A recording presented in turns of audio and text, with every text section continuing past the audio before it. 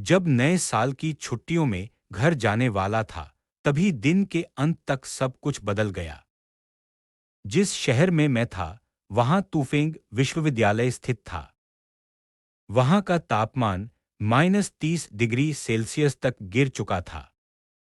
बड़ी मुश्किल से मुझे घर जाने का टिकट मिल गया। लेकिन मुझे यह नहीं पता था कि साल की 29 तारीख को जिहान जाने वाली यही ट्रेन मेरी किस्मत बदल देगी। 8 फरवरी 2024 शाम 4 बजे मैं रेलवे स्टेशन पर था और भीड़ के कारण हिल भी नहीं पा रहा था। जिस दिन मुझे घर जाना था, उस दिन पूरा शहर बर्फ की मोटी चादर से ढका हुआ था। मैं अपना सामान लेकर बहुत पहले ही स्टेशन पहुंच गया था। मेरी योजना थी कि समय से पहले पहुंचकर डिब्बे के पीछे वाली सीट पर जगह बना लूं। लेकिन मैंने कभी नहीं सोचा था कि टिकट की जांच के लिए इंतजार करते-करते मैं स्टेशन के प्रवेश द्वार पर ही फंस जाऊंगा। बर्फ लगातार गिर रही थी और उसके और तेज होने के संकेत भी मिल रहे थे। मैं कतार के बिल्कुल आखिरी छोर पर खड़ा था। कुछ ही मिनटों में मेरे दोनों तरफ और पीछे अनगिनत लोग आकर लाइन में लग गए। मैं भीड़ के बिल्कुल बीच में फंस गया था। स्प्रिंग फेस्टिवल के दौरान ट्रेन में सफर करने वाले लोगों की संख्या बहुत ज्यादा थी। धीरे-धीरे कतार इतनी लंबी हो गई कि उसका अंत दिखाई ही नहीं दे रहा था। उस समय किसी को भी आने वाले खतरे का जरा भी एहसास नहीं था। मौसम इतना ठंडा था कि मेरे पैरों की उंगलियां सुन्न हो चुकी थी। मेरे आगे खड़े लोग शिकायत कर रहे थे। सुना है कि आज स्टेशन की सारी ट्रेनें देर से चल रही हैं। हाँ, मेरी पत्नी ने अभी मुझे बताया शियाओयांग जाने वाली सारी ट्रेनें रद्द कर दी गई हैं। अब तो बस यही आखिरी ट्रेन बची है। अगर इसे भी नहीं पकड़ पाए, तो हमें बाहर ही फंसना पड़ेगा। इतनी ठंड में बाहर रहना नामुमकिन है। यह सब सुनकर मैंने अपना फोन निकाला और टिकटों की जानकारी देखने लगा। जैसा कि मैंने सोचा था, मेरे घर जाने वाली सारी ट्रेनें भी रद्द हो चुकी थीं। मैंने फोन वापस जेब में रख लिया और दोनों हाथ जेब में डालकर उन्हें गर्म करने की कोशिश की। मैं घर जाने वाली आखिरी ट्रेन किसी भी हाल में नहीं छोड़ना चाहता था। इसलिए मेरे पास लाइन में खड़े रहने के अलावा कोई दूसरा विकल्प नहीं था। शुरुआत में मैं यही सोच रहा था कि ट्रेन आखिर कितनी देर से आएगी। लेकिन समय बीतने के साथ ठंड असहनीय होती चली गई।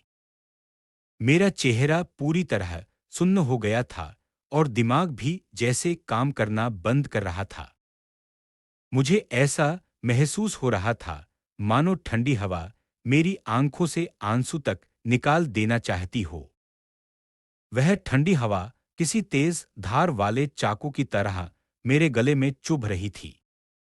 हालांकि मेरा फोन कोट के अंदर सुरक्षित था, फिर भी ठंडी हवा उसकी बची हुई गर्माहट तक को धीरे-धीरे खत्म कर रही थी।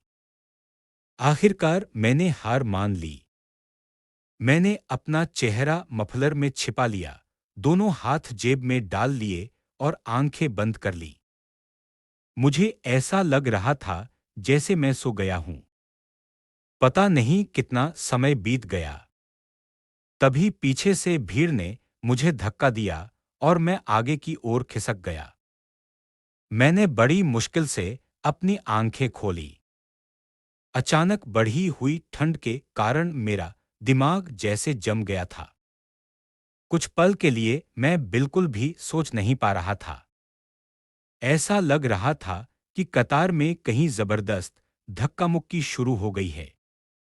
मुझे महसूस हुआ कि चारों ओर लोगों की हलचल लगातार बढ़ती जा रही थी। मैंने अपने पैरों को उठाने की कोशिश की और चारों ओर देखने लगा। लेकिन पीछे से आ रही भीड़ मुझे लगातार आगे धकेल रही थी। मैं ठीक से खड़ा भी नहीं रह पा रहा था। मेरा पूरा शरीर कांप रहा था। अंदर तक समा चुके भय ने मुझे मजबूर किया कि मैं पीछे मुड़कर देखूं। जैसे ही मैंने चारों ओर नजर दौड़ाई, मुझे तुरंत एहसास हो गया कि कुछ बहुत गलत हो रहा है। मैं चिल्लाना चाहता था, लेकिन कुछ क्षणों तक मेरे मुंह से आवाज ही नहीं निकली। फिर मेरी नजर मेरे सामने खड़ी एक लड़की पर पड़ी और मैं डर से कांप उठा। मैंने अपनी जीभ काट ली, खुद को संभाला और आखिरकार पूरी ताकत से चिल्लाया, लोगों पर पैर मत रखो। मैंने अपना शरीर बाईं ओर मोड़ने की कोशिश की।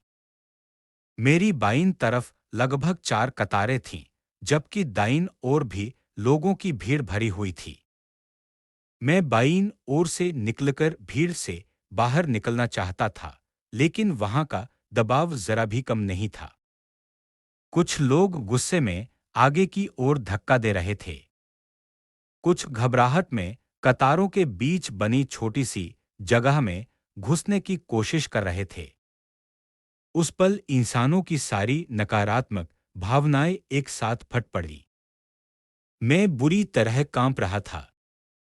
मैंने खुद को संभाला और अपनी छाती के सामने रखे सूटकेस को कसकर पकड़ लिया। मैं पूरी ताकत से बाईं ओर भागा।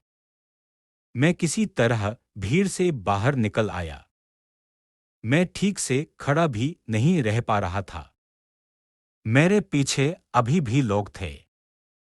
मैंने पीछे मुड़कर देखने की हिम्मत नहीं की। मैं मुड़ा और स्टेशन के बाहर बने पुल की ओर दौड़ पड़ा। ठंडी हवा के कारण मेरी आंखों से आंसू निकल आए। मैं अभी तक पूरी तरह संभल नहीं पाया था। मुझे अपना दिल बहुत तेज धड़कता हुआ महसूस हो रहा था। मेरे हाथ में पकड़ा सूटकेस बार-बार जमीन से टकरा रहा था। मेरी बाहें सुन्न हो चुकी थी। मैं रोते हुए चिल्ला रहा था। भीड़ का शोर मेरे कानों में गूंज रहा था। मैं अपनी जिंदगी की सबसे तेज रफ्तार से पुल तक पहुंचा। मैंने गहरी सांस ली और पीछे मुड़कर देखा। लगभग 30 सेकंड बीत चुके थे। मेरा दिमाग बिल्कुल काम नहीं कर रहा था। पुल से नीचे उतरते समय मुझे लगा कि शायद यह घटना जल्द ही समाचारों में दिखाई देगी। मौसम इतना ठंडा था कि मेरा पूरा शरीर कांप रहा था। मेरे फोन की बैटरी में केवल 15% चार्ज बचा था। रेलवे स्टेशन से बाहर भागने वाले लोगों की संख्या लगातार बढ़ती जा रही थी। मुझे डर था कि कहीं फिर से भगदड़ न मच जाए। इसलिए मैंने किसी भी भीड़-भाड़ वाली जगह पर जाने की हिम्मत नहीं की। मैंने सोचा कि बाहर रहना ही बेहतर होगा। मैं दोबारा लोगों की भीड़ में नहीं फंसना चाहता था। मेरे पास ही कुछ माता-पिता अपने बच्चों के साथ खड़े थे। वे उन लोगों से बात कर रहे थे जो ठंड से बुरी तरह कांप रहे थे। उनका बच्चा बहुत छोटा था। मैं चाहता था कि बच्चों को बैठने की जगह मिल जाए। बच्चा ठीक लग रहा था। थर्मस से निकला गर्म पानी हवा में एक सुंदर सी लकीर बनाता हुआ नीचे गिरा। यह देखकर मेरे रोंगटे खड़े हो गए। मैंने बेदू खोला और जानकारी खोजने लगा। मेरे फोन में केवल 2% बैटरी बची थी। मैं किसी तरह 6 सीटों वाली एक व्यावसायिक गाड़ी तक पहुंच गया। वहां पहुंचने में मुझे लगभग 5 मिनट लगे। तब तक पूरी तरह अंधेरा हो चुका था। मेरा मन थोड़ा उदास हो गया। मैंने अपना फोन चार्ज पर लगाया और वीचैट खोला। एक के बाद एक कई संदेश आने लगे। वे मेरे परिवार द्वारा लगभग आधा घंटा पहले भेजे गए स्क्रीनशॉट थे। भारी बर्फबारी के कारण सभी उड़ानें रद्द कर दी गई थीं। तभी हम सबको एहसास हुआ कि मामला गंभीर है। जब फोन बजा, तब मेरे माता-पिता शहर के सबसे बड़े शॉपिंग मॉल में थे। चारों ओर बहुत शोर था। मुझे ऐसा महसूस हो रहा था जैसे मैं फिर से भीड़ में घिर गया हूं। मैंने उनसे कहा कि इस साल मैं घर वापस नहीं आ पाऊंगा। मुझे पता था कि हमारे पास ज्यादा समय नहीं बचा है। मैंने सारी जानकारियों को जोड़कर समझने की कोशिश की। मौसम बेहद ठंडा था। उड़ानें रद्द हो चुकी थीं।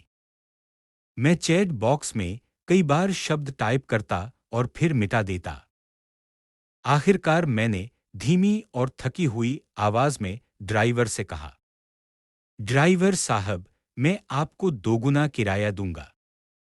कृपया मुझे पास की सबसे बड़ी आउटडोर सामान की दुकान तक ले चलिए। दुकान में ज्यादा लोग नहीं थे। छुट्टियों की वजह से वहां केवल 2 कर्मचारी ही मौजूद थे। मैं बर्फ से ढका हुआ अंदर गया। मेरे शरीर से आती ठंडी हवा महसूस करते ही अंदर मौजूद लोग भी कांप उठे। मैंने कहा कि मुझे एक स्लीपिंग बैग खरीदना है। वहां की एक युवा कर्मचारी बहुत उत्साह से मुझे अलग-अलग सामान दिखाने लगी। वह मुझे हर चीज की विस्तार से जानकारी देना चाहती थी, लेकिन मैंने विनम्रता से मना कर दिया। मैंने उससे कहा कि मुझे दुकान का सबसे ज्यादा गर्म रखने वाला स्लीपिंग बैग चाहिए। उसके बाद मैंने छोटे से लेकर बड़े आकार तक का एक इंसुलेटेड सूट भी ले लिया। वह शरीर को पूरी तरह ढकने के लिए इस्तेमाल किया जाता था। मैंने गर्म पानी रखने वाला एक थर्मस भी खरीद लिया। मैंने खरीदारी की रसीद की तस्वीर खींचकर अपने परिवार को भेज दी, क्योंकि मुझे बहुत सी चीजें खरीदनी थीं और उस समय दुकान में कोई ग्राहक नहीं था। इसलिए वह लड़की मेरा सामान उठाकर गाड़ी तक ले जाने में मेरी मदद करने लगी।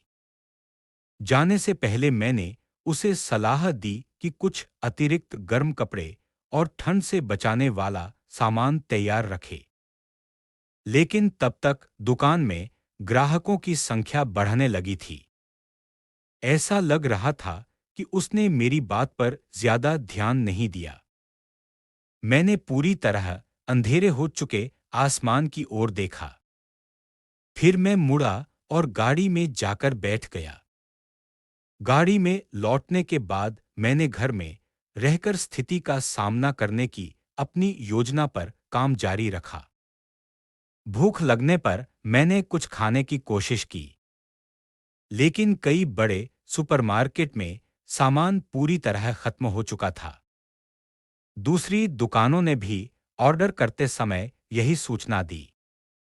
स्थिति ऐसी थी कि मैंने खाने की तलाश में अपनी ऊर्जा और बर्बाद न करने का फैसला किया। महामारी के समय मैंने लगभग 3 महीनों के लिए पर्याप्त खाद्य सामग्री जमा कर रखी थी। हालांकि वह बहुत ज्यादा नहीं थी, लेकिन कुछ समय तक गुजारा करने के लिए काफी थी। मैंने अपने परिवार के लिए एक संदेश छोड़ दिया। उसके बाद मुझे केवल पास की फार्मेसी तक जाने का ही ख्याल आया। हाल ही में फैले निमोनिया के प्रकोप के कारण मेरे परिवार के कुछ सदस्य भी बीमार थे।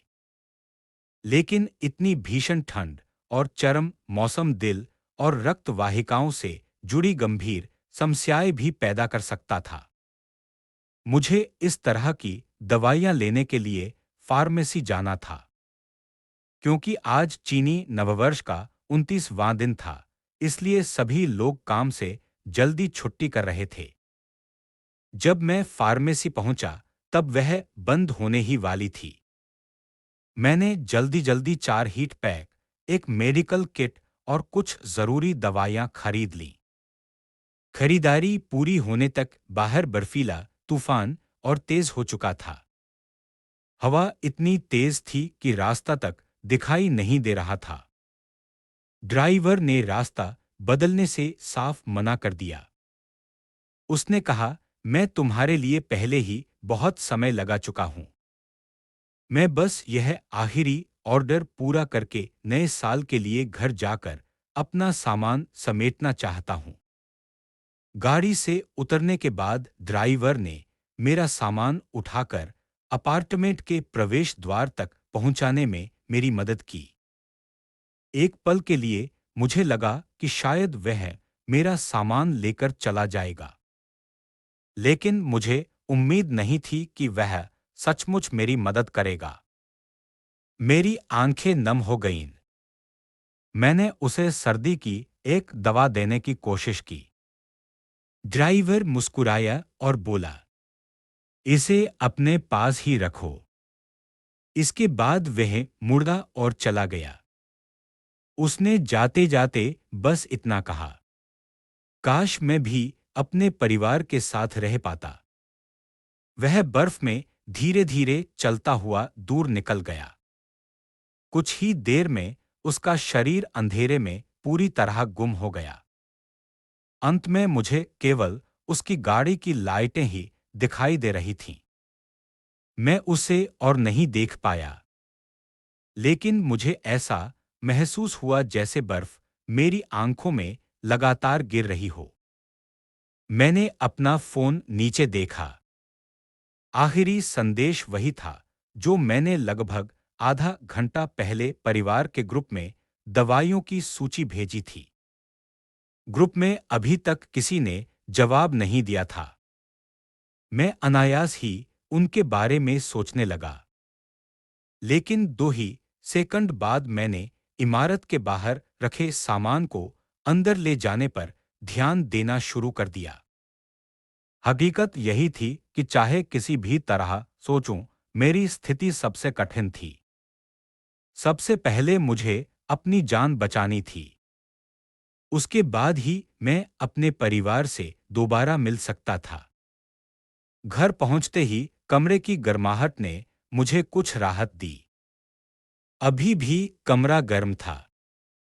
इसका मतलब था कि स्थिति अभी सबसे बुरी नहीं हुई थी।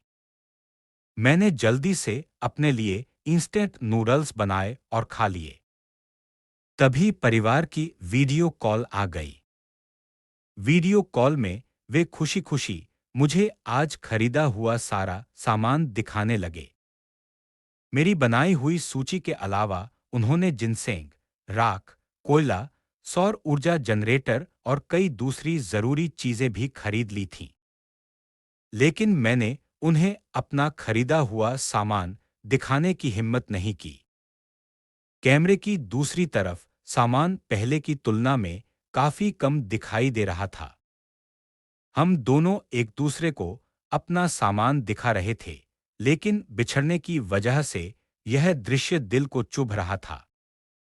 हमें हर हाल में इस भयानक सर्दी से बचकर निकलना था।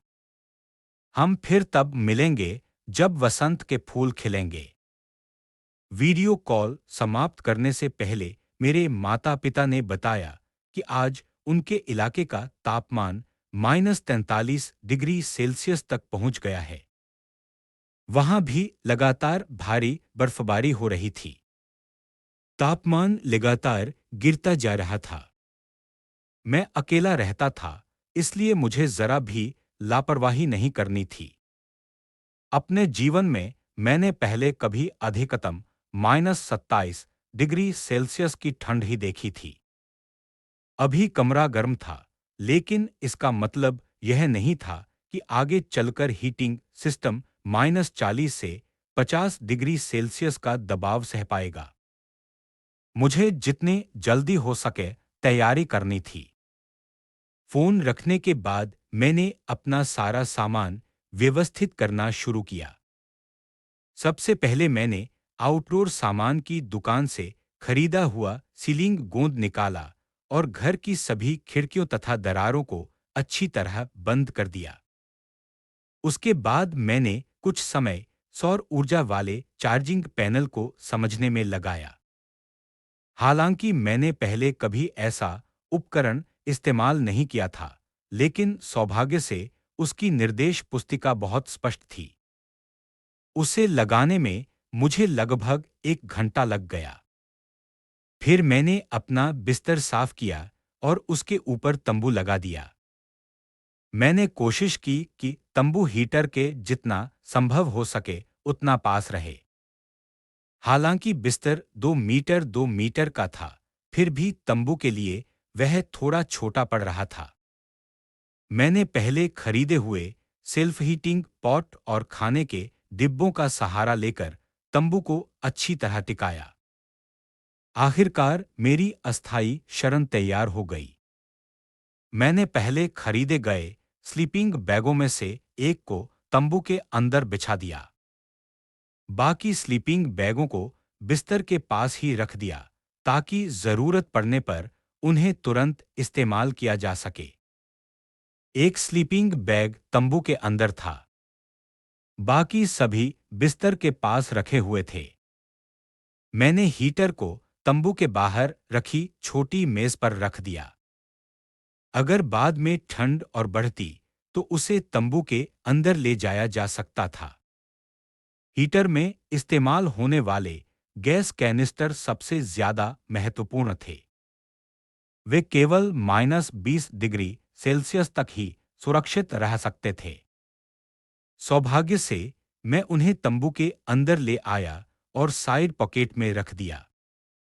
असल में समय बहुत कम था, इसलिए मैं ज्यादा सामान नहीं खरीद पाया। तंबू के आसपास का सारा सामान व्यवस्थित करने में मुझे 3 घंटे से भी कम समय लगा। अब घर में रखे खाने और पानी का इंतजाम ठीक से करना बाकी था। मैंने पूरे घर की अच्छी तरह जांच की। भीषण ठंड को ध्यान में रखते हुए मैंने सामान इस्तेमाल करने की प्राथमिकता तय की। मेरे हिसाब से यह सामान मुझे लगभग 3 महीने तक जिंदा रख सकता था। अगर ऊपर से कोई समाधान निकल आया तो सब कुछ जल्द ही फिर से सामान्य हो जाएगा। लेकिन अगर कोई समाधान नहीं मिला तो यह पूरी मानव जाति के लिए एक भयानक आपदा साबित होगी। तब बस इतना फर्क रहेगा कि कौन पहले मरता है और कौन बाद में। 3 महीने का समय काफी लंबा था। 8 फरवरी की सुबह के 4 बज चुके थे। सौभाग्य से मैं शाम 6 बजे ही जरूरी सामान की आखिरी खेप खरीद चुका था। बाहर का शोर बेहद डरावना था। ऐसा लग रहा था मानो पूरी दुनिया तबाह हो रही हो। हैनान के एक इंटरनेट उपयोगकर्ता ने बर्फबारी का वीडियो पोस्ट किया। हैनान में भी बर्फ गिर रही थी। टिप्पणियों में लोग लिख रहे थे, वाह कितनी सुंदर बर्फ है, कल जाकर इसकी तस्वीरें लेंगे। सिर्फ कुछ ही लोग 0 डिग्री के गीले और ठंडे मौसम का आनंद ले रहे थे। शायद मैं इसी तरह के वीडियो बहुत देर तक देखता रहा था। एल्गोरिदम ने मेरी रुचि पहचान ली। अब मेरे सामने पूरे देश में गिरते तापमान के वीडियो आने लगे। गुआंगडोंग के लोग माइक्रोवेव में संतरे गर्म करके खा रहे थे। उत्तर पूर्वी चीन के एक व्यक्ति ने अपने गांव की छत से बर्फ में छलांग लगा दी। कुछ ही पल में उसका पूरा शरीर मोटी बर्फ के नीचे गायब हो गया। अब हर किसी को एहसास होने लगा था कि मौसम सामान्य नहीं है। प्रकृति के सामने इंसान सचमुच बहुत छोटा है। लेकिन न जाने क्यों अचानक मुझे लगा कि इतनी भीषण ठंड भी शायद उतनी डरावनी नहीं है। जब पूरी मानव जाति एक साथ इस आपदा का सामना कर रही हो तो डर भी कुछ कम हो जाता है। सुबह 6 बजे मैंने एक बार फिर कुछ जरूरी सामान का ऑर्डर दिया। तब जाकर मैंने राहत की सांस ली। मैंने सोचा अब मुंह धोकर सो जाना चाहिए। नल से निकलने वाला पानी शुरुआत में सामान्य था, लेकिन चेहरा धोते धोते पानी बर्फ जैसा ठंडा हो गया। ठंडे पानी से मेरी उंगलियां सुन्न होने लगी। मैंने जल्दी से अपना चेहरा पोंछा, फिर वापस बेडरूम में आ गया। कमरा पिछली रात जितना गर्म नहीं था। मैं फिर से तंबू के अंदर घुस गया। ऐसा महसूस हो रहा था जैसे बिस्तर के नीचे कोई गर्माहट भरा सुरक्षित ठिकाना हो। उस रात मुझे बहुत उलझे हुए सपने आए। जब मेरी दोबारा आंख खुली तो मैं ठंड से कांप रहा था। मैंने हाथ बढ़ाकर अपनी नाक को छुआ। वह हल्की सी ठंडी हो चुकी थी। शाम के 4 बज रहे थे। बाहर का तापमान -39 डिग्री सेल्सियस से भी नीचे पहुंच चुका था। विचात समूह में लोग इस भीषण ठंड पर चर्चा कर रहे थे। कहा जा रहा था कि आज रात समाचार प्रसारण के बाद एक विशेष कार्यक्रम प्रसारित किया जाएगा। उसमें सीसीटीवी के साथ-साथ आउटडोर सर्वाइवल, मौसम विज्ञान और अन्य क्षेत्रों के विशेषज्ञ भी शामिल होंगे। ऑनलाइन इस कार्यक्रम को देखने के लिए 200 मिलियन से भी ज्यादा लोग पहले ही पंजीकरण कर चुके थे। ग्रुप में लोग अब भी यही शिकायत कर रहे थे कि उन्हें जरूरी सामान नहीं मिल रहा है। मैंने भी जल्दी-जल्दी कई ऐप्स पर अपनी बुकिंग की जांच की। फिर मैंने अलार्म लगा दिया ताकि लाइव प्रसारण किसी भी हालत में न छूटे। सुबह 6 बजे जो खाना मैंने ऑर्डर किया था, वह अभी तक रास्ते में ही था। देरी होना पहले से ही तय था। मैं स्लीपिंग बैग से बाहर निकला और तंबू के अंदर ही अपना डाउन जैकेट पहन लिया। फिर नए साल के लिए खरीदे गए लाल रंग के मोटे ऊनी मोजे पहन लिए। मैंने तंबू खोला और खाना बनाने की तैयारी करने लगा। जैसे ही मेरा चेहरा बाहर की हवा के संपर्क में आया, सबसे पहले उसी पर ठंड का असर महसूस हुआ। मैंने ठंड से कांपते हुए सांस छोड़ी। फिर तंबू के पास रखे हीटर को हाथ लगाया।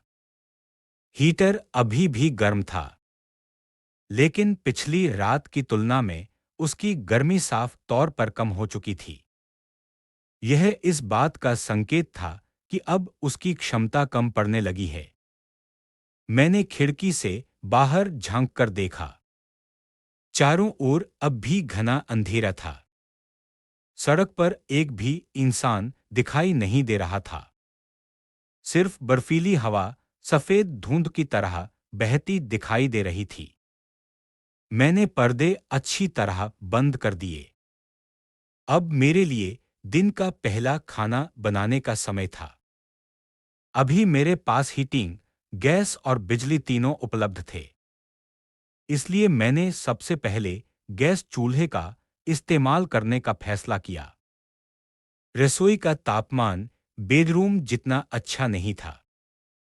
मैंने तय किया कि आगे से खाना बेडरूम में ही बनाऊंगा। मैं पानी से भरा एक बर्तन लेकर आया ताकि पानी की बचत कर सकूं। मैंने काफी देर लगाकर ज्यादातर पानी दूसरे बर्तनों में भर दिया। फिर मैं एक बर्तन और इंस्टेंट नूडल्स के कुछ पैकेट लेकर वापस कमरे में आ गया।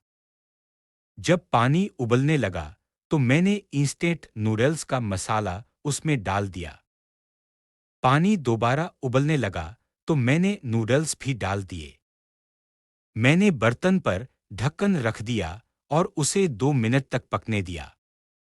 2 मिनट बाद मैंने ढक्कन खोला और नूडल्स को अच्छी तरह हिलाया। फिर उन्हें कुछ देर और पकने दिया। जब नूडल्स सुनहरे रंग के हो गए, तो मैंने गैस बंद कर दी और ढक्कन खोल दिया। पानी की बचत करने और बर्तन धोने से बचने के लिए मैंने उसी बर्तन को कटोरे की तरह इस्तेमाल किया। मैंने चॉपस्टिक से नूडल्स का एक बड़ा कौर लिया। पोर्क बोन सूप की खुशबू पूरे मुंह में फैल गई। मैंने जल्दी-जल्दी नूडल्स खा लिए। फिर बर्तन उठाकर गर्म सूप का एक बड़ा घूंट पी लिया। धीरे-धीरे मेरे शरीर की ठंड कम होने लगी। पूरा सूप पीने के बाद मुझे फिर से गर्माहट महसूस हुई। मुझे लगा कि तापमान और गिरने वाला है और अब सभी लोग अपने अपने घरों में ही रहेंगे।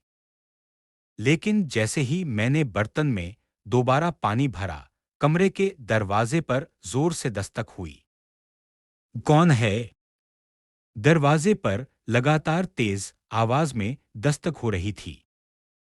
मैं एक छोटे से किराए के कमरे में रहता था, इसलिए मैंने आसपास कोई दोस्त भी नहीं बनाया था। इतने खराब मौसम में कोई अजनबी मेरे दरवाजे पर क्यों आया था? मैंने प्रलय और आपदाओं पर आधारित कई कहानियां पढ़ी थी। ऐसे समय में इंसानों का व्यवहार अक्सर आपदा से भी ज्यादा डरावना हो सकता है। इस अचानक हुई दस्तक ने मुझे सामान्य से कहीं ज्यादा बेचैन कर दिया। मैंने सोचा कि चुप रहूं ताकि सामने वाले को लगे कि कमरे में कोई नहीं है। लेकिन मेरी उम्मीद के विपरीत, जब मैंने दरवाजा नहीं खोला तो बाहर वाला और जोर-जोर से दरवाजा पीटने लगा। ऐसा लग रहा था मानो उसे पूरा यकीन हो कि इस कमरे में कोई मौजूद है। मुझे डर था कि यह शोर और लोगों को भी यहां खींच लाएगा। अगर ऐसा हुआ तो स्थिति मेरे नियंत्रण से बाहर हो सकती थी। मैं रसोई का चाकू लेकर धीरे-धीरे दरवाजे तक पहुंचा। मैंने भारी आवाज में पूछा, कौन है? मेरी उम्मीद के विपरीत बाहर किसी आदमी की नहीं, बल्कि एक अधेड़ महिला की आवाज सुनाई दी। वह थोड़ी अधीर होकर बोली, इतनी देर से दरवाजा क्यों नहीं खोल रहे हो? फिर उसने कहा, समुदाय की ओर से रक्तदान शिविर लगाया गया है। जो लोग रक्तदान करेंगे, उन्हें एक बाल्टी सोया सॉस और एक ट्रे अंडे दिए जाएंगे। क्या तुम अपना नाम लिखवाना चाहोगे? एक घंटे बाद मैं पूरी तरह गर्म कपड़ों से लैस होकर नीचे रक्तदान करने वालों की टोली में शामिल हो गया। हमारी सोसाइटी में ज्यादा लोग नहीं रहते थे। तापमान गिरने से पहले ही अधिकांश युवा लोग स्प्रिंग फेस्टिवल मनाने अपने घर लौट चुके थे।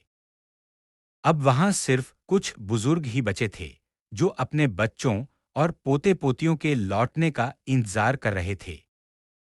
शुरुआत में रक्तदान अभियान अच्छी तरह चल रहा था। प्रवेश द्वार पर जमी लगभग आधी बर्फ हमने साफ कर दी। लेकिन बर्फबारी लगातार तेज होती गई। आखिरकार ऐसा लगने लगा मानो आसमान से बर्फ के बड़े-बड़े ढेर गिर रहे हों। समुदाय के कर्मचारियों ने पहले ही हमें जरूरी सामान बांट दिया और घर लौट जाने को कहा। मुझे लगा था कि सब लोग सिर्फ मुफ्त अंडे और सोया सॉस के लिए बर्फ साफ कर रहे हैं। लेकिन थोड़ी ही देर बाद बर्फ साफ करने का काम पूरी तरह रोक दिया गया। कुछ बुजुर्ग अब भी वहां खड़े रहने पर अड़े हुए थे।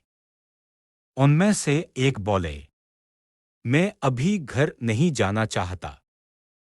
मुझे बस अपने बेटे और बहू का नए साल की पूर्व संध्या के खाने के लिए इंतजार है। अगर बर्फ नहीं हटेगी तो उन्हें घर का रास्ता कैसे मिलेगा? मैं वापस अपने कमरे में लौट आया। मैंने अपना डाउन जैकेट उतार दिया। फिर हीटिंग के लिए खरीदे गए बड़े ईंधन के कुछ टुकड़े निकालकर इस्तेमाल के लिए तैयार किए। मैंने पीने के पानी वाले बर्तन में पानी गर्म किया। फिर इलेक्ट्रिक कंबल चालू करके उसे तंबू के अंदर रखे स्लीपिंग बैग में बिछा दिया। जब मैं थोड़ा शांत हुआ तो मेरे कानों का दर्द पहले से कहीं ज्यादा महसूस होने लगा। दर्द कानों के भीतर तक फैल चुका था। यह दर्द मेरे सिर और दांतों तक पहुंच रहा था। उस समय मुझे ऐसा लग रहा था मानो मेरे शरीर का तापमान बाहर जमी बर्फ जितना ही ठंडा हो गया हो। मैं काफी देर तक स्लीपिंग बैग में लेटा रहा। जब बाहर रखा पानी हल्का गर्म हो गया, तब जाकर मेरे शरीर में कुछ गर्माहट लौटी। इसके बाद मैंने अपना मोबाइल फोन चालू किया। समाचार प्रसारण आधा समाप्त हो चुका था। रात को होने वाले विशेषज्ञों के विशेष कार्यक्रम का समय भी अब पास आ गया था। आमतौर पर नए साल की पूर्व संध्या पर हमारे घर में 10 या उससे भी ज्यादा तरह के व्यंजन बनते थे, ताकि पूरे परिवार के साथ नए साल का स्वागत किया जा सके। मेरे पास अब वैसी परिस्थितियां बिल्कुल नहीं थीं। मैंने कुछ देर सोचा और फ्रिज से जमे हुए पकौड़ों का एक पैकेट निकाल लिया। उत्तर चीन के लोगों के लिए नए साल की पूर्व संध्या पर पकौड़े खाना एक परंपरा है। मैंने उन्हें हल्का सा तल लिया और फिर लाइव प्रसारण देखने की कोशिश की। जैसा कि मैंने सोचा था, यह कोई सामान्य लाइव प्रसारण नहीं था। मैंने कई तरह के ऐप और सॉफ्टवेयर इस्तेमाल किए, लेकिन किसी से भी प्रसारण नहीं खुल पाया। आखिरकार मैंने करोड़ों लोगों द्वारा देखे जा रहे उस लाइव प्रसारण को देखने की कोशिश छोड़ दी। मैंने चुपचाप अपने तले हुए पकौड़े खाए। खाना खाने और बर्तन धोने तक लाइव प्रसारण भी समाप्त हो चुका था।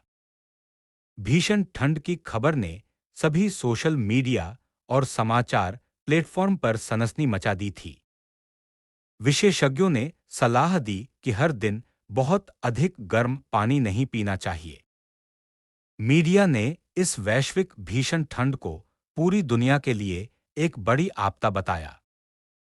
आज से पूरे देश में आपातकालीन शीतकालीन सुरक्षा उपाय फिर से लागू कर दिए गए। हर घर के लिए ठंड से बचाव की विस्तृत मार्गदर्शिका जारी की गई। यहां तक कि मोहे जैसी अत्यधिक ठंड वाली जगहों का भी विशेष उल्लेख किया गया। कुछ लोगों ने मजाक में कहा कि अब तो पूरी धरती को कंबल से ढक देना चाहिए। मैंने तुरंत अपने फोन पर ठंड से बचाव की उस मार्गदर्शिका को खोल लिया।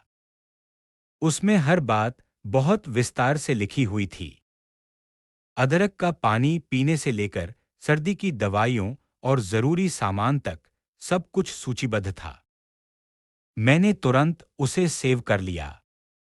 लेकिन समस्या यह थी कि यह भीषण ठंड अचानक आई थी।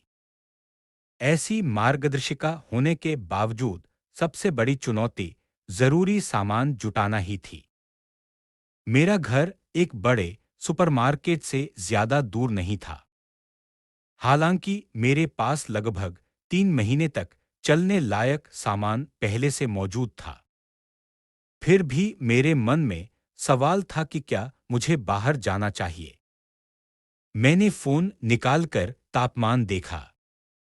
वह पहले ही -39.8 डिग्री सेल्सियस तक पहुंच चुका था।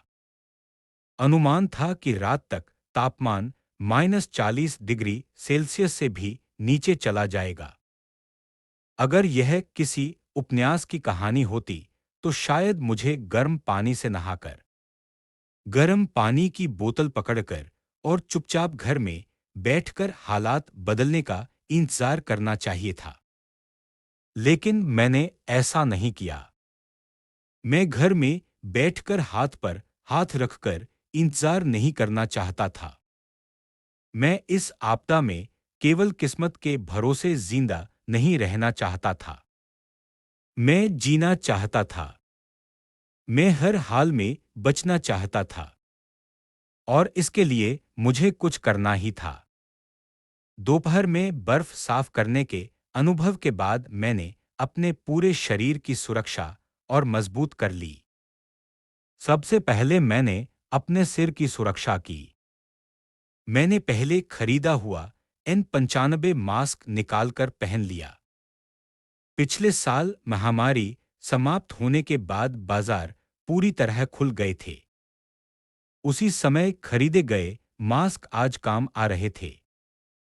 इसके बाद मैंने गर्म बनियान के ऊपर अपने सर्दियों के कपड़े पहनने शुरू किए। मैंने केवल 2 परतें ही पहनी। घर के अंदर ही मुझे पसीना आने लगा था। बहुत ज्यादा कपड़े पहनने से चलना फिरना मुश्किल हो जाता। फिर मैंने अपने घुटनों की सुरक्षा के बारे में सोचा। काफी देर तक सोचने के बाद भी मैं हीट पैड लगाने का फैसला नहीं कर पाया। मुझे लगा कि -40 डिग्री सेल्सियस में 2 अतिरिक्त पैंट पहनना अभी के लिए काफी रहेगा। सबसे जरूरी बात अपने पैरों को गर्म रखना था। अगर पैर ठंडे हो जाए तो पूरा शरीर ठंडा पड़ जाता है।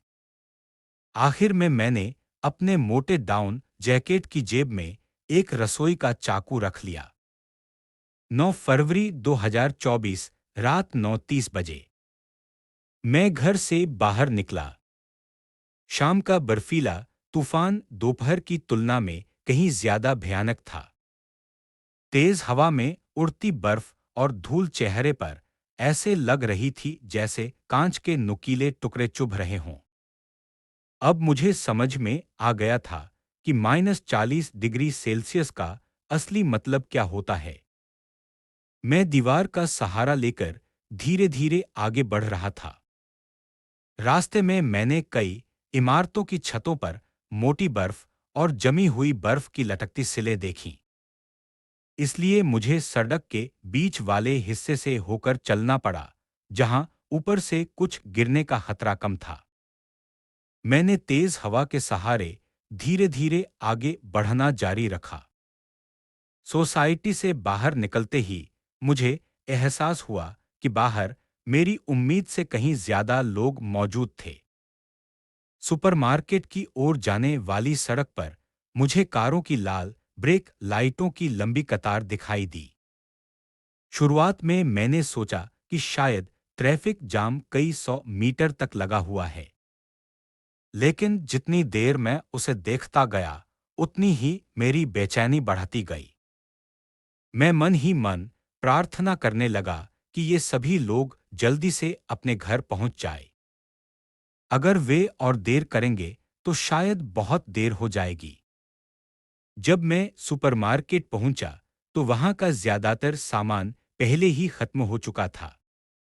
गर्म इनरवियर और डाउन जैकेट पूरी तरह बिक चुके थे। यह सब मेरी उम्मीद के मुताबिक ही था। इस बार तापमान इतनी तेजी से गिरा था कि शुरुआत में बहुत से लोग हालात की गंभीरता समझ ही नहीं पाए। लेकिन सरकारी लाइव प्रसारण के बाद पूरी दुनिया में आई इस भीषण ठंड की आधिकारिक पुष्टि हो चुकी थी। अब स्थिति पूरी तरह बदल चुकी थी। मैंने वही सामान उठाना शुरू किया जिसे बाकी लोग महत्व नहीं दे रहे थे। जैसे घर में इस्तेमाल होने वाला छोटा अग्निशामक यंत्र और कुछ दूसरी जरूरी चीजें, जिन्हें उस समय लगभग किसी ने नहीं खरीदा था। आखिरी सामान भी ढूंढने के बाद मैंने वेंडिंग मशीन में 200 युआन डाल दिए। अब मैं घर लौटने के लिए तैयार था। वापस जाना यहां आने से भी ज्यादा कठिन था। पूरा आसमान सफेद बर्फीले बादलों से ढका हुआ था। रात होने के बावजूद आसमान शाम से भी ज्यादा उजला दिखाई दे रहा था। ठंडी हवाएं पूरे शहर को तबाह कर देने की ताकत से चल रही थीं। मैं बर्फीले तूफान के बीच बड़ी मुश्किल से आगे बढ़ रहा था। मेरे चेहरे पर लगा N95 मास्क भी उस बर्फीली हवा को रोक नहीं पा रहा था। चेहरे की खुली हुई त्वचा बार बार ऐसे महसूस हो रही थी, मानो किसी तेज धार वाली चीज से काटी जा रही हो। उस दर्द से छुटकारा पाना लगभग असंभव था। सड़क पर अब भी वाहनों की लाल ब्रेक लाइटें दिखाई दे रही थीं। बीच-बीच में किसी गाड़ी का धीमा हॉर्न सुनाई देता था। लेकिन उस समय मुझ में किसी भी चीज पर प्रतिक्रिया देने की ताकत नहीं बची थी। मेरे अंदर कोई भावना भी शेष नहीं रह गई थी। मुझे पता ही नहीं चला कि मैं कितनी देर तक चलता रहा। आखिरकार मैं अपनी सोसाइटी के अंदर पहुंच गया। सोसाइटी में चारों तरफ इमारतें होने के कारण यहाँ का हाल बाहर की तुलना में थोड़ा बेहतर था। आखिरकार मैं सामान्य रूप से सांस ले पा रहा था। मैंने अपनी चाल तेज कर दी। कुछ मिनट तक तेज हवा के खिलाफ चलते रहने के बाद मैं अपने घर पहुंच गया। घर के अंदर आते ही थकान से मेरी टांगें जवाब दे गईं। मैं फर्श पर ही बैठ गया और सोचने लगा कि रात में क्या खाऊं। 2 दिनों से मैं केवल इंस्टेंट नूडल्स ही खा रहा था। अपनी सेहत को ध्यान में रखते हुए मैंने तय किया कि आज रात स्टेक बनाऊंगा। लेकिन मैं इतना थक चुका था कि मुझसे ठीक से खड़ा भी नहीं हुआ जा रहा था। मैंने फ्रीजर से स्टेक निकालकर उसे पिघलने के लिए रख दिया। फिर मैंने सोचा कि थोड़ी देर आराम कर लेता हूं। लेकिन पता ही नहीं चला कि मैं पूरे 10 घंटे तक सोता रहा। जब मेरी आंख खुली और मैंने फोन देखा तो सुबह के 9 बजे 10 फरवरी हो चुके थे। फोन पर तापमान देखकर मैं चौंक गया। हैदियान जिले में नया रिकॉर्ड बन चुका था। तापमान -52 डिग्री सेल्सियस तक गिर चुका था। मैंने जल्दी से कपड़े पहने और खाना बनाने की तैयारी की। फिर मैंने हीटर को हाथ लगाकर देखा। वह पूरी तरह ठंडा हो चुका था।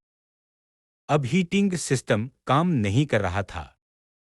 जब तक स्टेक धीमी आंच पर पक रहा था, मैं तंबू के अंदर गर्म रखने की व्यवस्था को और मजबूत करने लगा। अब मोबाइल फोन का सिग्नल भी कभी आता, कभी चला जाता था। स्टेक तैयार होने से पहले मैं थोड़ी देर बैठकर आराम करने लगा। दुनिया से पूरी तरह कट जाने का यह एहसास बहुत बेचैन करने वाला था। सौभाग्य से अभी बिजली मौजूद थी। बस मुझे यह नहीं पता था कि वह और कितने समय तक रहेगी। स्टेक खाने के बाद मैं वापस तंबू में चला गया और हीटर चालू कर दिया। जब मैं भूख और थकान के बीच आराम कर रहा था, तभी अचानक दरवाजे पर दस्तक हुई। मैं एकदम चौंक कर उठ बैठा। मैं धीरे-धीरे दरवाजे तक गया। मैंने दोराई से बाहर झांका। बाहर एक जानी-पहचानी आवाज सुनाई दी। वह वही आंटी थीं, जिन्होंने पिछली बार बर्फ साफ कराने का काम आयोजित किया था। वह मेरे दरवाजे के सामने खड़ी थीं और हाथ हिलाकर इशारा कर रही थीं। मैंने दरवाजा खोल दिया। ऐसा नहीं लगा कि उन्हें पिछली बार मेरे देर से दरवाजा खोलने की बात याद थी। उन्होंने बिना कुछ कहे कोने में रखा चावल का बैग उठाया और मेरी ओर बढ़ा दिया। तभी मेरी नजर उनके पीछे रखे ढेर सारे राहत सामान पर पड़ी। मेरा दिल गर्मजोशी से भर गया। मैं उनका धन्यवाद भी नहीं कर पाया था कि उन्होंने आने का कारण बता दिया। उन्होंने कहा कि सोसाइटी ने हर इमारत के लिए एक बिल्डिंग मैनेजर नियुक्त करने का फैसला किया है। सबसे पहले पार्टी के सदस्यों को यह जिम्मेदारी दी जा रही थी। लेकिन हमारी इमारत में कोई पार्टी सदस्य नहीं था। इसलिए नीचे 302 नंबर फ्लैट में रहने वाली महिला को यह जिम्मेदारी दी गई थी। उन्होंने कहा, वह बहुत जिम्मेदार इंसान हैं। हमें उनके काम में पूरा सहयोग देना चाहिए। उन्होंने आगे बताया, बिल्डिंग मैनेजर का काम बहुत कठिन नहीं है। उन्हें हर दिन सभी पड़ोसियों की स्थिति, तापमान और जरूरी सामान की जानकारी लेनी होगी। अगर किसी को कोई परेशानी हो, तो समय रहते सब मिलकर उसका समाधान ढूंढेंगे। इतना समझाकर सोसाइटी के कर्मचारी दूसरे घरों में चले गए। वे ऊपर की मंजिलों के लोगों को भी यही जानकारी देने लगे। मैंने दरवाजा बंद कर दिया। लेकिन मेरे मन में बेचैनी बनी रही। इतनी बड़ी आपदा के सामने क्या इंसान सचमुच अपनी इंसानियत बचा पाएंगे? उसी दिन 302 नंबर फ्लैट की महिला ने अपनी जिम्मेदारी संभाल ली। वह सचमुच बहुत जिम्मेदार थी। कड़ाके की ठंड में भी वह हर मंजिल पर जाकर लोगों का हाल पूछ रही थी। जब वह 8वीं मंजिल पर पहुंची, तो मैंने कान लगाकर बाहर की आवाजें सुननी शुरू कर दी। शुरुआत में दोनों फ्लैटों से किसी ने भी दरवाजा नहीं खोला, लेकिन उन्होंने बिना हार माने तीसरे घर का दरवाजा भी खटखटाया। आखिरकार किसी ने दरवाजा खोल दिया। मैंने उस दिन की याद करने की कोशिश की जब हम सब बर्फ साफ कर रहे थे। मुझे याद आया कि 8वीं मंजिल से कुछ लोग नीचे आए थे। उस समय इतनी ज्यादा ठंड थी कि मैं बस जल्दी से जल्दी घर लौटना चाहता था। मुझे बस इतना याद था कि वहां एक युवा दंपति रहता था। वे मेरे पीछे पीछे इमारत के अंदर आए थे। लेकिन उसके बाद 8वीं मंजिल के बारे में मेरी यादें धुंधली थीं। अचानक मेरे पीछे फिर से दरवाजा खटखटाने की आवाज आई। मैं डर के मारे कांप उठा। मैं भागकर सीधे अपने बेडरूम में गया और ऐसा दिखाने लगा जैसे मैंने कुछ सुना ही नहीं। मैंने ऊंची आवाज में कहा, आ जाइए। दरवाजा खोलते ही एक युवा महिला मेरे सामने खड़ी थी। ठंड की वजह से उसका चेहरा लाल हो गया था। जैसे ही मैंने दरवाजा खोला, उसने अपने साथ रखा हुआ नोटबुक खोल लिया। उसका नाम मी था। मैंने अपना नाम बताया। उसने उसे ध्यान से नोटबुक में लिख लिया। उसने मोटे दस्ताने पहन रखे थे। एक हाथ में वह पेन पकड़े हुए थी। फिर उसने अपने डाउन जैकेट की जेब से एक इलेक्ट्रॉनिक थर्मामीटर निकाला। उसने उसे मेरी ओर किया और मेरे माथे का तापमान मापा। थर्मामीटर पर -11.2 डिग्री सेल्सियस दिखाई दिया। मैं कुछ पल के लिए हैरान रह गया। ठंड से उसका चेहरा पूरी तरह लाल पड़ चुका था। उसने मेरे नाम के सामने 2 निशान लगाए। फिर नोटबुक बंद करते हुए बोली, बहुत ठंड है। बिना जरूरत बाहर मत जाइए। अगर किसी भी चीज की जरूरत हो तो नीचे 302 में आ जाइए। मुझे अभी बाकी घरों में भी जाना है। उम्मीद है कि इस इमारत के सभी निवासी मेरा सहयोग करेंगे। मैंने उसकी हर बात का जवाब दिया। वह मुस्कुराकर हाथ हिलाते हुए चली गई। मैंने एक बार फिर उसका धन्यवाद किया और दरवाजा बंद कर दिया। दरवाजा बंद करने के बाद मैंने जानबूझकर ऐसा दिखाया जैसे मैं वापस बेडरूम में जा रहा हूं। लेकिन कुछ कदम चलकर मैं चुपचाप फिर दरवाजे के पास लौट आया। पूरी इमारत में सन्नाटा पसरा हुआ था। मेरे मन में अजीब सी जिज्ञासा थी। मैंने दोराई से बाहर झांका। अचानक एक बड़ा सा चेहरा बिल्कुल सामने दिखाई दिया। मैं इतना डर गया कि लगभग पीछे गिर पड़ा। ध्यान से देखने पर पता चला कि वह बिल्डिंग मैनेजर ही थी। वह अभी तक मेरे दरवाजे के बाहर ही खड़ी थी। लगभग 1 मिनट तक वह वहीं रुकी रही। फिर वह मुड़ी और पड़ोस वाले फ्लैट का दरवाजा खटखटाने लगी। मैंने राहत की सांस ली। लेकिन उसी समय मुझे एहसास हुआ कि अब मुझे अपने घर की सुरक्षा और बढ़ानी होगी। सच कहूं तो मैं अपने किसी भी पड़ोसी को ठीक से नहीं जानता था। मैं रोज सुबह 9 बजे घर से निकलता था और रात 9 बजे काम से लौटता था। इसलिए मेरी किसी से मुलाकात ही नहीं होती थी। बिल्डिंग मैनेजर के जाने के बाद भी मैं कमरे में वापस नहीं गया। मैं डोराई से बाहर देखता रहा। वह 901 नंबर फ्लैट का दरवाजा खटखटा रही थी। लेकिन सामने वाले 903 नंबर फ्लैट का दरवाजा पहले खुल गया। दरवाजा एक बुजुर्ग महिला ने खोला। उनके बाल पूरी तरह सफेद थे, लेकिन वह काफी चुस्त-दुरुस्त लग रही थीं। मुझे इस परिवार की थोड़ी बहुत याद थी। एक दिन सुबह लगभग 6 बजे उनका बेटा और बहू कहीं जा रहे थे।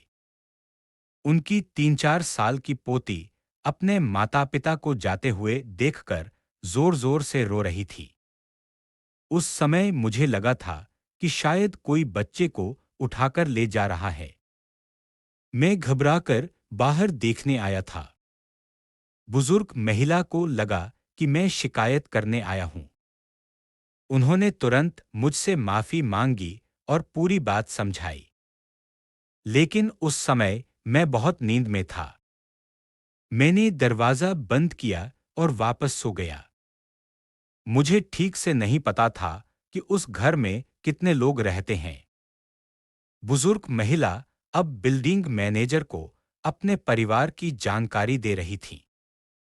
तभी मुझे पता चला कि इस समय घर में केवल वह और उनके पति ही थे। उनका बेटा, बहू और पोती स्प्रिंग फेस्टिवल मनाने अपने पैतृक घर गए हुए थे। बिल्डिंग मैनेजर ने अपने इलेक्ट्रॉनिक थर्मामीटर से दोनों बुजुर्गों का तापमान जांचा।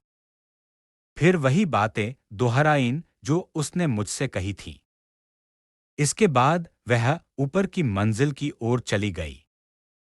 मेरी नाक फिर से ठंड से सुन्न होने लगी। मैं वापस बेडरूम में गया और खुद को गर्म करने लगा। जब नीचे से आवाजें बंद हो गईं, तो मैं तंबू से बाहर निकला।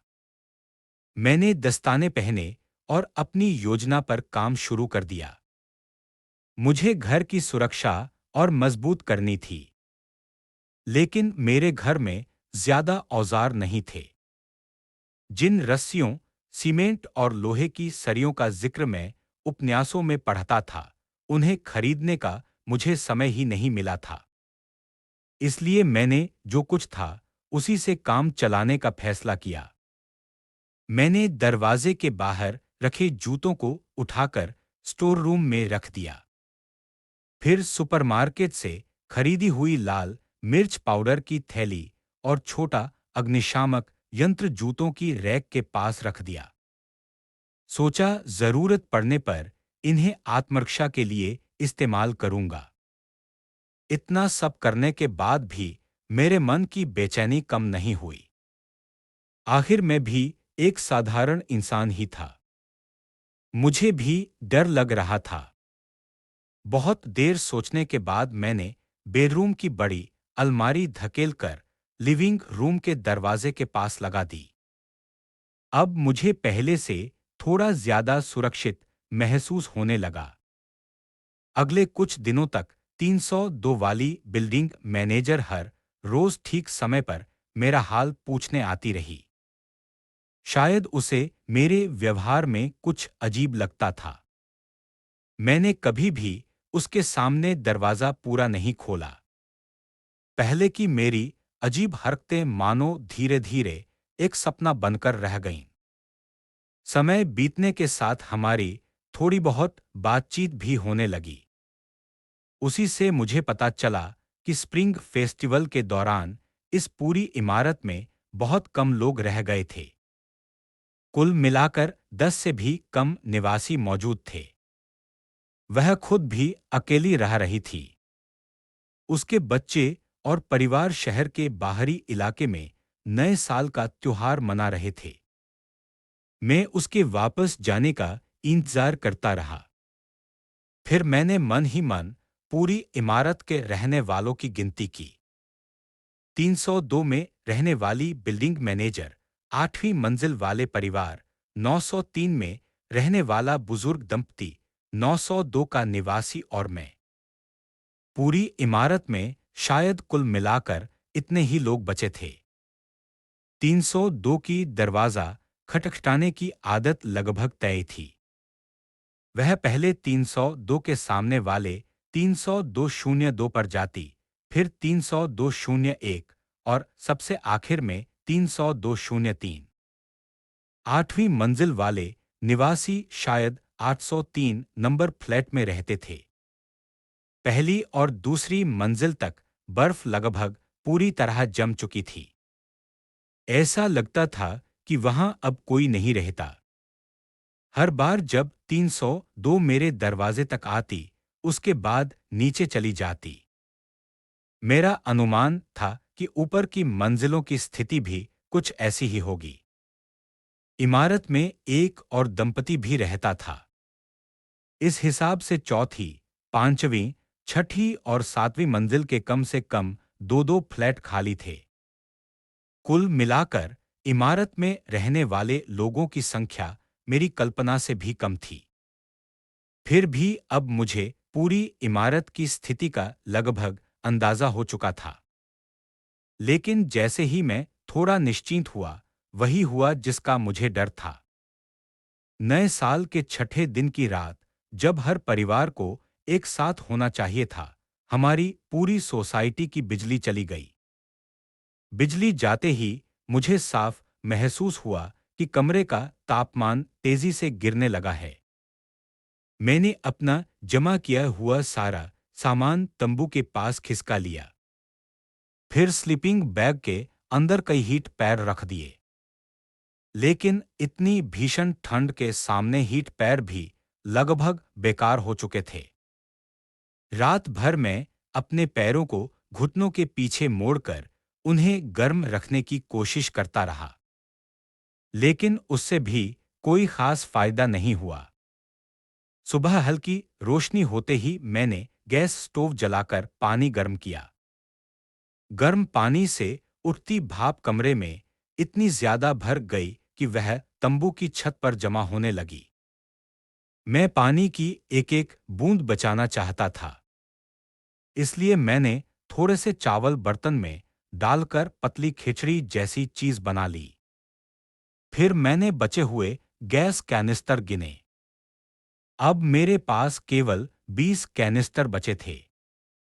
अगर मैं बहुत बचत भी करता, तो दिन में 3 कैनिस्टर के हिसाब से वे मुश्किल से एक हफ्ते तक ही चल पाते। दिन निकलने के साथ तापमान थोड़ा बढ़ा। मुझे बहुत तेज नींद आने लगी।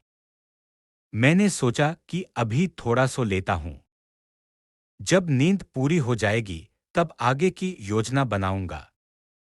लेकिन पता नहीं मैं कितनी देर तक सोता रहा। अचानक दरवाजे पर जोर-जोर से दस्तक होने लगी। इतनी भीषण ठंड में मैं तंबू के अंदर ही दुबका हुआ था। मैंने तकिए से अपने कान ढक लिए और दोबारा सोने की कोशिश करने लगा। मैं मन ही मन सोच रहा था, ऐसे मौसम में बाहर कौन निकलेगा?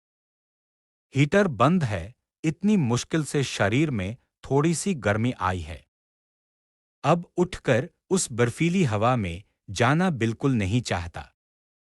लेकिन बाहर दस्तक रुकने का नाम ही नहीं ले रही थी। आवाज इतनी लगातार आ रही थी कि मुझे चिंता होने लगी। कहीं बाहर किसी के साथ कुछ गड़बड़ तो नहीं हो गई। लगभग 1 मिनट और दस्तक चलती रही। आखिरकार मैंने 4-5 परत वाले गर्म कपड़े पहने और बिस्तर से उतर आया। डोराई से देखा तो बाहर वही बिल्डिंग मैनेजर खड़ी थी। लेकिन आज उसके चेहरे के भाव पहले दिन जैसे अजीब लग रहे थे। पिछले कुछ दिनों में 302 ने सचमुच मेरा बहुत ध्यान रखा था। फिर भी उसका मेरे दरवाजे के सामने इस तरह लगातार खड़े रहना मेरे मन में फिर से शक पैदा कर रहा था। मैंने दरवाजे के पास रखा रसोई का चाकू उठा लिया। सांस रोके मैं इंतजार करने लगा कि शायद जवाब न मिलने पर वह चली जाए। मैंने मन ही मन तय कर लिया कि किसी भी हालत में दरवाजा नहीं खोलूंगा। ऐसे मौसम में दरवाजा खोलना अपनी मौत को बुलाने जैसा था। मैं बस डोराई से बाहर देखता रहा। तभी मैंने देखा कि 302 झुककर बगल वाले 903 नंबर फ्लैट के दरवाजे के पास गई। उसी क्षण मेरे पूरे शरीर में सिहरन दौड़ गई। जब वह झुकी तो उसके कोट के अंदर पहना हुआ स्वेटर दिखाई देने लगा। मुझे तुरंत वह दिन याद आ गया जब 903 वाली दादी ने मुझे बाजरा दिया था। मैं शर्मिंदा होकर उन्हें कुछ हीट पैड देना चाहता था, लेकिन उन्होंने मुस्कुराते हुए लेने से मना कर दिया था। उन्होंने अपने लाल रंग के स्वेटर की ओर इशारा करते हुए गर्व से कहा था, यह मेरी बहू ने अपने हाथों से बुना है। बहुत गर्म है। फिर उन्होंने मुस्कुराकर स्वेटर पर कढ़ाई किया हुआ अपना नाम भी दिखाया था।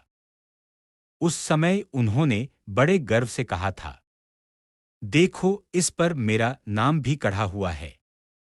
और वह नाम था यूलान।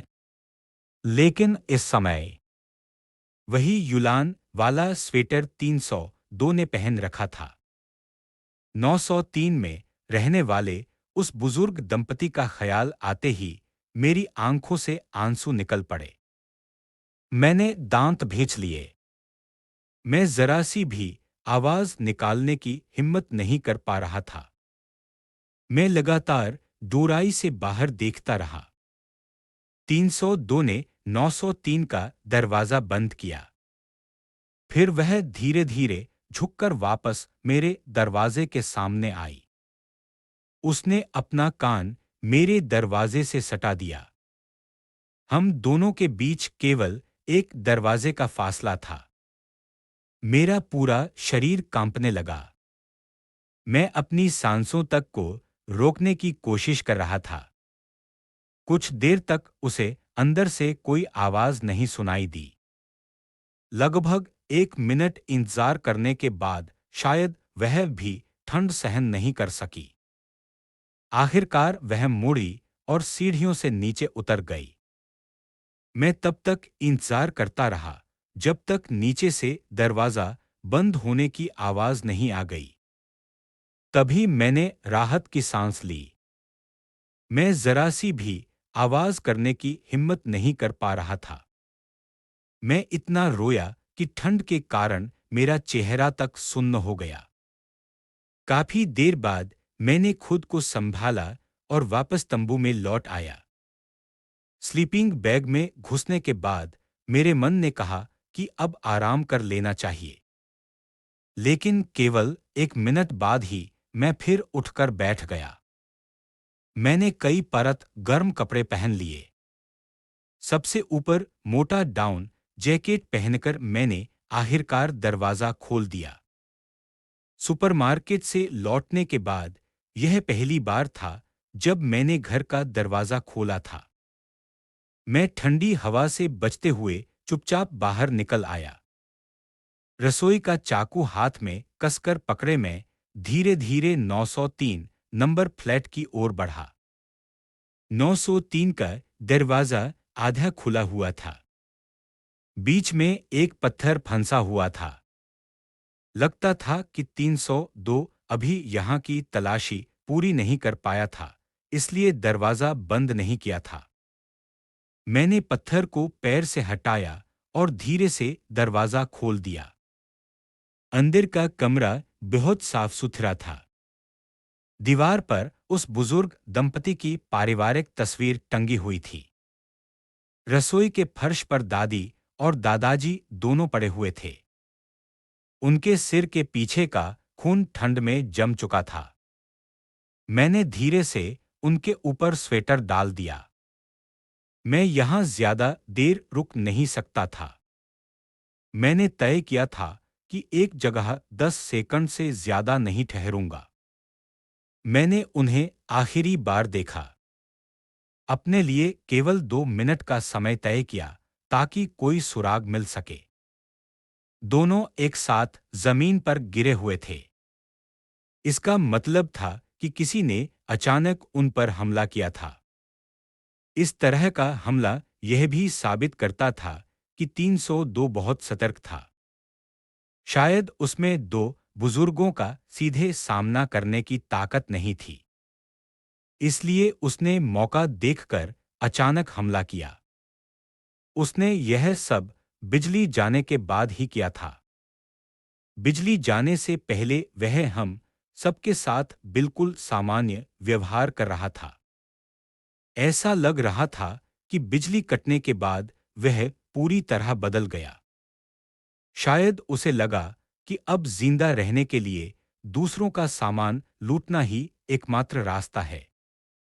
लेकिन उसने सबसे पहले 903 को ही क्यों चुना? मैंने फिर से पूरी इमारत के लोगों के बारे में सोचना शुरू किया। मेरे अनुमान के अनुसार 9वीं मंजिल पर सबसे ज्यादा लोग रहते थे। अगर वह वहीं हमला करता तो उसके पकड़े जाने का खतरा भी सबसे ज्यादा था। अगर हम तीनों एक साथ उसका विरोध करते तो शायद वही मारा जाता। जब तक उसने हम सबसे झूठ नहीं बोला था। संभव है कि इस पूरी इमारत में वास्तव में केवल हम तीन ही लोग बचे हों। यह सोचते ही मेरे पूरे शरीर से ठंडा पसीना निकल आया। उसी समय मुझे पीछे से आती हवा अचानक कम महसूस हुई। मुझे कुछ अजीब सा एहसास हुआ। मैं तुरंत पीछे मुड़ा। 302 वापस आ चुका था। वह ठीक मेरे पीछे खड़ा था। मुझे नहीं पता कि वह कब से मुझे देख रहा था। लेकिन उस पल मैं हैरानी की बात यह थी कि बिल्कुल शांत था। आधे सेकंड के भीतर मैंने सारी बातें जोड़ ली। उसके पास सामान कम था। बिजली जाने के बाद वह पूरी तरह मजबूर हो चुका था। इस समय उसकी शारीरिक हालत शायद मुझसे भी खराब होगी। अगर मैं उसे डरा दूं तो शायद वह पीछे हट जाएगा। अगले ही पल मैंने हाथ में पकड़ा हुआ रसोई का चाकू ऊपर उठाया। मैं पूरी ताकत से उस पर चिल्लाया। शायद मेरी आवाज में इतना डर और गुस्सा था कि 302 सचमुच घबरा गया। उसका चेहरा बदल गया। वह तुरंत मुड़ा और सीढ़ियों की ओर भाग गया। मैं भी चिल्लाता हुआ 903 से बाहर निकल आया। मैं पूरी रफ्तार से अपने घर की ओर दौड़ा। कांपते हाथों से मैंने दरवाजा खोला। जब मैं आधे रास्ते में पहुंचा तो लगा कि 302 फिर वापस आ रहा है। मुझे तेज कदमों की आवाज सुनाई दी। मैं पूरी ताकत से भागा। घर के अंदर घुसते ही मैंने जोर से दरवाजा बंद कर दिया। दरवाजा बंद होने से ठीक पहले मैंने उसकी आंखें देखीं। वे खून की तरह लाल हो चुकी थीं। उसके हाथ में चाकू था। वह सीधे 9वीं मंजिल की ओर दौड़ता हुआ आ रहा था। उसकी उस डरावनी शक्ल ने मेरा आधा साहस छीन लिया। उस समय मैं उससे आमने सामने लड़ने की हिम्मत नहीं जुटा पाया। मैंने जूतों की रैक पर रखा लाल मिर्च पाउडर उठाया और दरवाजा खोलते ही गलियारे में उसकी ओर फेंक दिया। फिर तुरंत दरवाजा बंद कर लिया। बाहर से दर्द भरी चीख सुनाई दी। शायद 903 वाले बुजुर्ग दंपति की दुआ मेरे साथ थी। लाल मिर्च पाउडर सीधे उसकी आंखों में चला गया था। मुझे लगा यही सही मौका है। मैंने फिर से चाकू उठाया और दरवाजा खोलने ही वाला था। लेकिन जैसे ही मैंने चाकू कसकर पकड़ा, अचानक मेरा हाथ किसी चीज से टकरा गया। चाकू मेरे हाथ से छूटकर जमीन पर गिर पड़ा। वह मेरे जूते से टकराया। हालांकि उससे मुझे कोई कट नहीं लगा, लेकिन दर्द जरूर हुआ। उसी दर्द ने मुझे होश में ला दिया। तभी मुझे याद आया कि मैंने शुरुआत में चाकू क्यों उठाया था। सुरक्षित रहने के लिए, बदला लेने के लिए नहीं। इस बीच 302 वहां से भाग चुका था। मैंने चाकू उठाकर फिर से जूतों की रैक पर रख दिया। उसके बाद मैं वापस तंबू में चला गया। मैंने अपने शरीर से सारे भारी कपड़े उतार दिए। तभी मुझे एहसास हुआ कि अंदर पहने हुए गर्म कपड़े पसीने से पूरी तरह भीग चुके थे। मैंने जल्दी से ठंडे पानी से शरीर साफ किया और पूरे कपड़े बदल लिए। आखिरकार मुझे स्लीपिंग बैग में लेटने का मौका मिला। मैं ज्यादा देर तक नहीं सोया, लेकिन मेरी आंखों में बिल्कुल भी नींद नहीं थी। मैं लगातार यही सोचता रहा कि अब आगे क्या करना चाहिए। 302 मुझे इतनी आसानी से छोड़ने वाला नहीं था। अब मेरे पास उसका सामना करने के अलावा कोई दूसरा रास्ता नहीं था। घर के अंदर कड़ाके की ठंड थी। मैंने फिर से गैस स्टोव जलाया। बर्तन में रखी बाजरे की खिचड़ी पूरी तरह जमकर एक ठोस ढेले में बदल चुकी थी। मैंने उसमें थोड़ा पानी डाला और दोबारा गर्म करने लगा। मैं बर्तन में उबलते पानी को देख ही रहा था कि तभी बाहर से आवाज आई।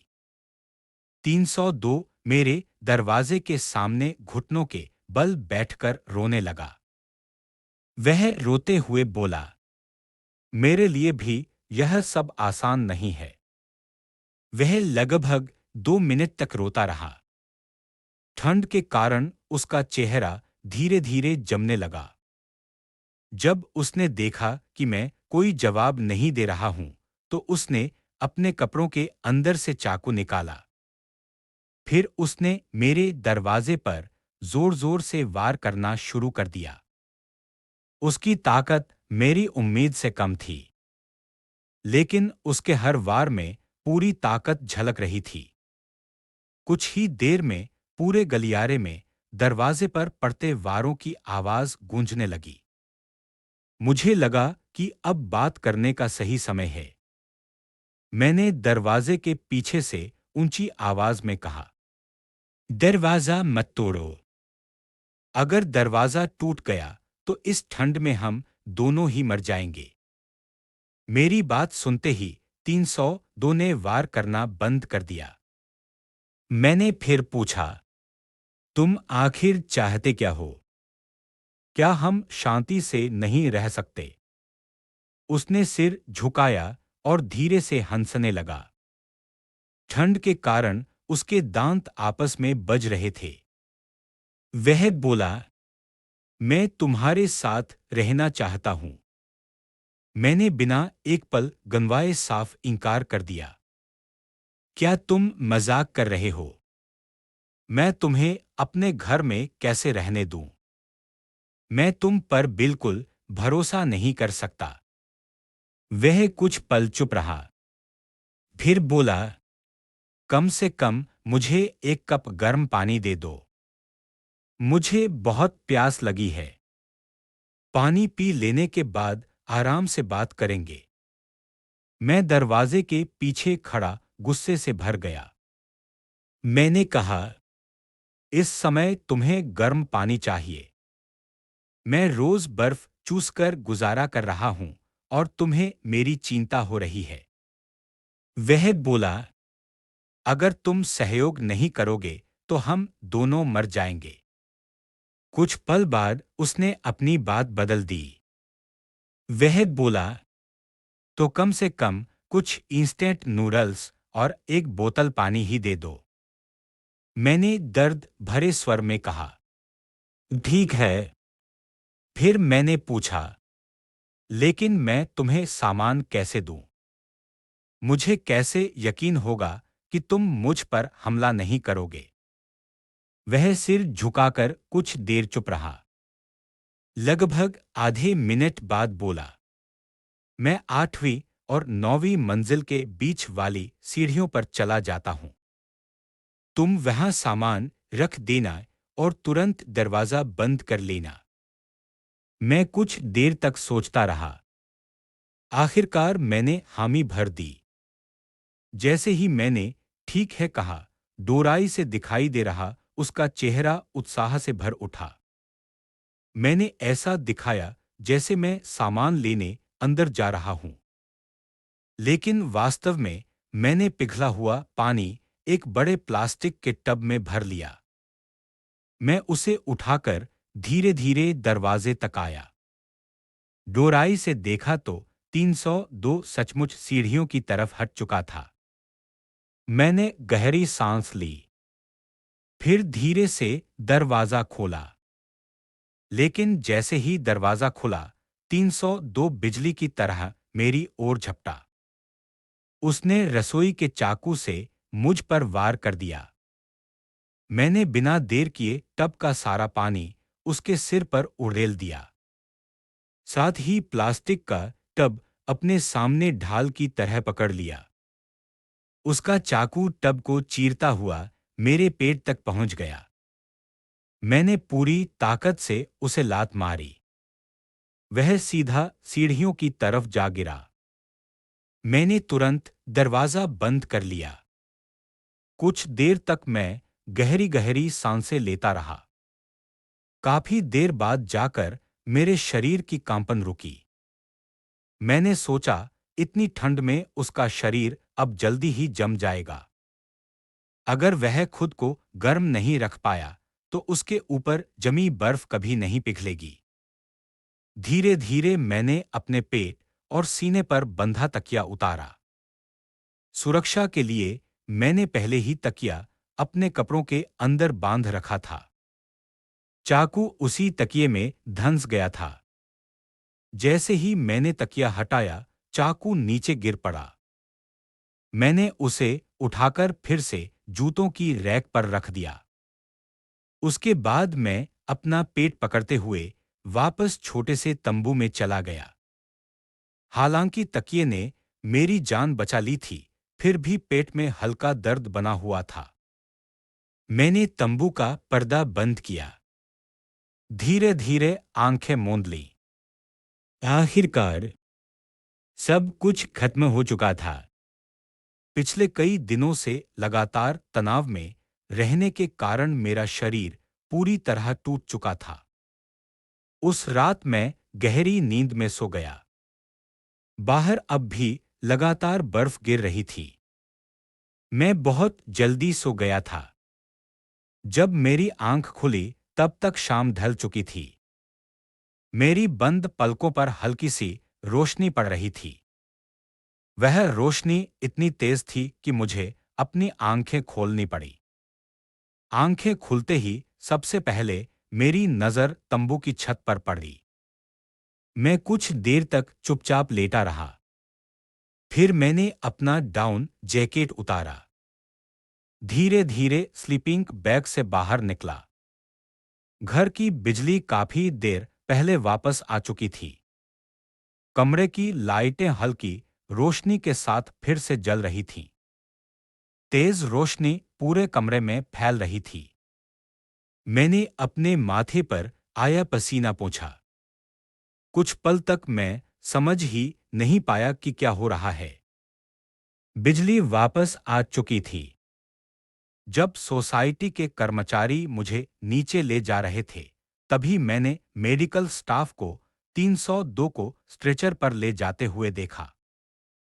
वह अभी भी जिंदा था। मैं चुपचाप उसे ले जाते हुए देखता रहा। मेरे मन में एक ही सवाल था, आखिर उसे इतना जिम्मेदार और भरोसेमंद इंसान कैसे समझ लिया गया। बाद में जब मैंने उसकी तस्वीर देखी, तो मुझे एहसास हुआ कि वह वही 302 नहीं था जिसे मैं जानता था। मेरा दिल जोर-जोर से धड़कने लगा। कुछ ही देर में पुलिस की एक टीम वहां पहुंची। उन्होंने पूरे घर की तस्वीरें ली और सबूत इकट्ठा करने लगे। उनमें से एक सफेद बालों वाले पुलिस अधिकारी मेरे पास आए। उन्होंने मेरे कंधे पर हाथ रखा। बाद में जब मैं पुलिस स्टेशन पहुंचा, तब मुझे सच्चाई पता चली। मैं उस पूरी इमारत का इकलौता जीवित बचा हुआ व्यक्ति था। जिस व्यक्ति को मैं 302 का निवासी समझ रहा था, वह वास्तव में वहां का रहने वाला ही नहीं था। वह वही युवक था जिससे मेरी मुलाकात नीचे बर्फ साफ करते समय हुई थी। वह और उसकी प्रेमिका दोनों के पास जरूरी सामान बिल्कुल नहीं था। 302 के असली मालिक ने उन दोनों पर तरस खाकर उन्हें अपने घर में रहने दिया था। लेकिन जैसे जैसे बर्फ बढ़ती गई, सामान कम पड़ने लगा।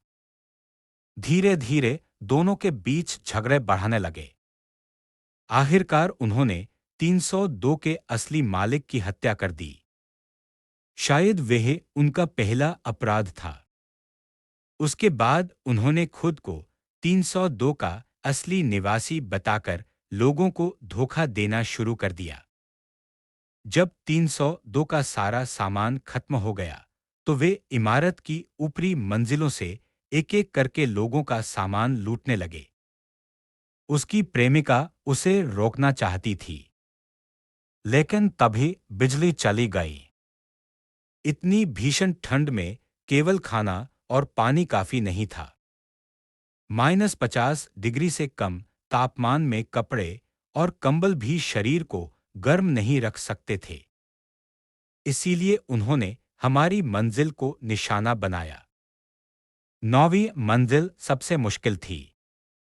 असल में उनकी पहली योजना केवल 903 वाले बुजुर्ग दंपति को मारने की थी।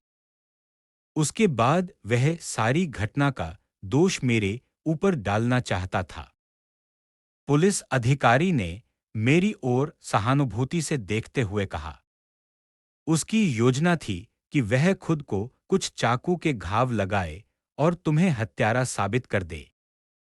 यह सुनते ही मुझे वह घटना याद आ गई जब मैंने उसकी आंखों में लाल मिर्च पाउडर फेंका था। क्या उस समय वह सचमुच मुझे मारना चाहता था, या फिर वह जानबूझकर मुझे पलटकर हमला करने का मौका दे रहा था? अगर उस समय मेरे हाथ से चाकू नहीं गिरता, अगर मैं सचमुच उस पर वार कर देता, तो एक घायल आदमी और मेरे बीच अपराधी कौन दिखाई देता? पुलिस अधिकारी ने मुझे एक कप गर्म पानी दिया। फिर बोले, ज्यादा मत सोचो। वह पूरी तरह पागल हो चुका था। उसने पीड़ितों के कपड़े तक पहन लिए थे और खुद को 302 का असली निवासी बताकर सबको धोखा देता रहा। उसके खिलाफ सबूत पूरी तरह मौजूद हैं। तुम्हारे लिए सबसे अच्छी बात यही रही कि तुमने उसके साथ सीधे लड़ाई नहीं की। अगर तुम उसे मार देते, तो तुम्हें अदालत में आत्मरक्षा साबित करनी पड़ती। मैंने गर्म पानी का एक घूंट पिया। धीरे धीरे मेरे शरीर की ठंड कम होने लगी। पुलिस स्टेशन से निकलने से पहले मैंने पुलिस से एक अनुरोध किया। मेरी बात सुनकर अधिकारी कुछ पल के लिए चौंक गए, लेकिन अंत में उन्होंने मेरी इच्छा पूरी कर दी। मैं 903 वाले बुजुर्ग दंपति की कब्र पर गया। उनकी कब्र पर उनकी तस्वीर लगी हुई थी। तस्वीर में वह अब भी मुस्कुरा रहे थे। दोनों पति पत्नी एक साथ वहीं विश्राम कर रहे थे। कब्र के सामने ताजे फूल रखे हुए थे। मैंने उनका सबसे प्रिय नीला यूलान स्वेटर कब्र के सामने रख दिया। फिर सिर झुकाकर उन्हें श्रद्धांजलि दी। मुझे विश्वास था कि उन्होंने आखिरी पल तक मेरी रक्षा की थी। शायद इसी वजह से मैं जीवित बच गया। मैंने अपने आंसू पोंछे। एक बार फिर झुककर उन्हें प्रणाम किया। फिर मैं मुड़ा और रोशनी की ओर चलता चला गया।